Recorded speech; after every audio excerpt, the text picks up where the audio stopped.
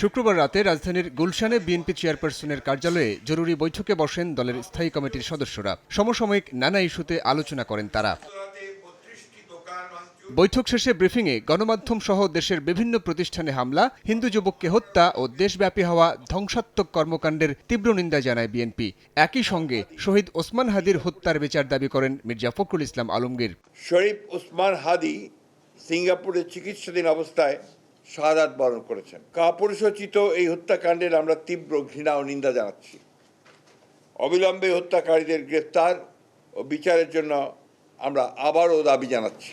এই অনাকাঙ্ক্ষিত মৃত্যুকে কেন্দ্র করে দৈনিক প্রথম আলো ও ইংরেজি দৈনিক স্টার সহ আরও কয়েকটি প্রতিষ্ঠানে অগ্নিসংযোগ করেছে।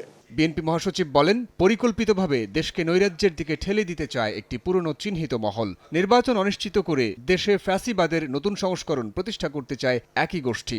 চায়ের সাথে সবাই খোঁজে প্রিয় দোস্ত, শুধুমাত্র প্রাণ টোস্ট। আমার দোস্ত প্রাণ টোস্ট। যে ঘটনা প্রমাণ করে পুরনো চিহ্নিত মহল দেশকে পরিকল্পিতভাবে নৈরাজ্যের পথে ধাবিত করতে চায়। অনেক রক্তের বিনিময়ে অর্জিত আমাদের ভোটাধিকার তথা গণতান্ত্রিক অধিকারকে তারা নস্যাৎ করে দিয়ে দেশে ফ্যাসিবাদের একটি নতুন সংস্করণ তৈরি করতে চাচ্ছে। এ সময় সরকারের ভূমিকা নিয়ে প্রশ্ন তুলে মির্জা ফখরুল বলেন, সরকারের নাকের ডগায় অনাকাঙ্ক্ষিত ঘটনা ঘটছে, কিন্তু জনগণ মনে করে তাদের ভূমিকা সন্তোষজনক নয়। সাইফুল রুদ্র, সময় সংবাদ, ঢাকা।